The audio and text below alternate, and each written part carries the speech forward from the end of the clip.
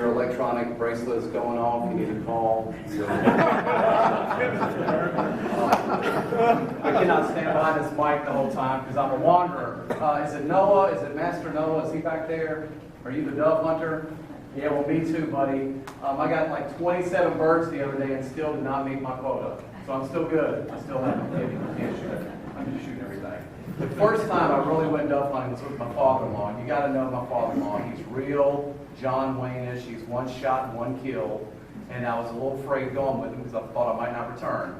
And so we go dove hunting, and a dove, flies by, and I jump up with my new Remington 870.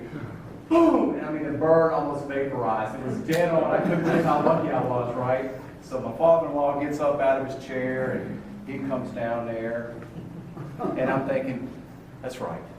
That's right. And he said, boy, you know he's dove hunting, right? I said, yes, sir. Yes, sir, I just got one. He said, how about you not shoot no more finches?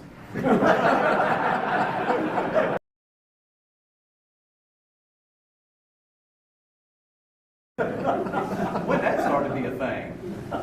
You know what I mean? I mean, it's like the whole world has come up and we just listen to this stuff and we just go along with it. And so I feel good in this room in the sense I feel like I'm with fellow warriors. Amen.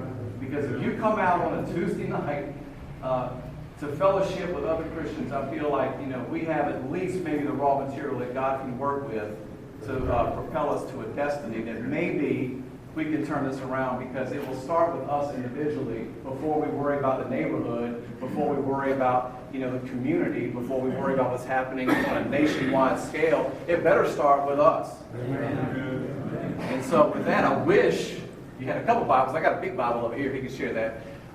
One of my favorite chapters in the entire Bible is 2 Samuel. So that's right, go to God phone, Mike. 2 Samuel 23. It's about David's mighty men, but it's about David's last words. David is dying.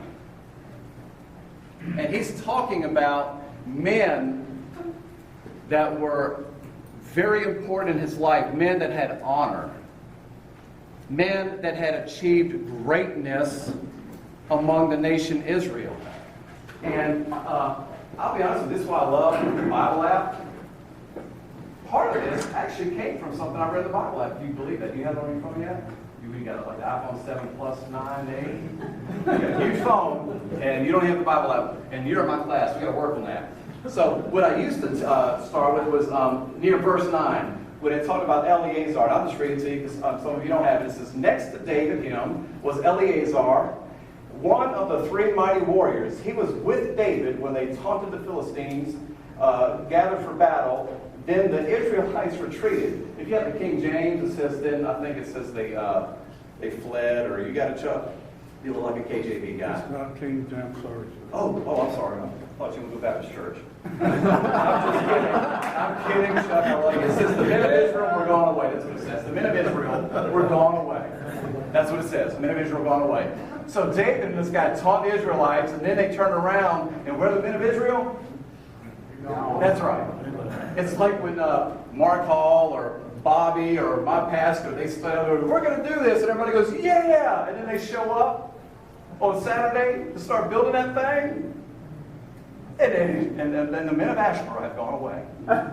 Yep. So anyway, they do that, and it gets good, and it says here, he arose and smote the Philistines until his hand was weary, and his hand clave unto the sword. And I used to preach a sermon about how you got to listen to that. He fought them until his hand, that's why I like the King James, so you can make fun of me later, because you don't get this out of the other stuff. It's the NIV, and I know it's really nice. But it says his hand clave unto the sword, which is from the verb cleave. Well, I think NIV says frozen. Here's where we're going with that. You ready for this? What it really means is that there's an entering into such an intimacy with his weapon that he entered into it. Yeah, well, that's like Star Wars stuff. Because it's like from Genesis 2:24. And a man shall leave his mom and dad What? And cleave. And cleave unto his woman, right? Right? And become one flesh. So he used that sword so much that he entered into it. And we know in the New Testament that the sword is what? Yeah. So as men, have we worked the word so much that we have entered into it and become one with it? Because I'm telling you, I teach y'all's kids. And I'll say, who knows who King David is? And 90% of them will go, who? I am not kidding you. They will not know who King David is. And it's shocking. And that's on us. The kids today do not know the Word of God at all. And if I recall from Deuteronomy chapter 6, when God told Moses to tell the people his commandments and statutes, how often was that supposed to occur? See, let's make a point. When you get up and when you lay down, when you're standing, when you're sitting, when you're teaching your kids, put it on your forehead, put it on your wrist. You are to be teaching your kids the Word of God all the time.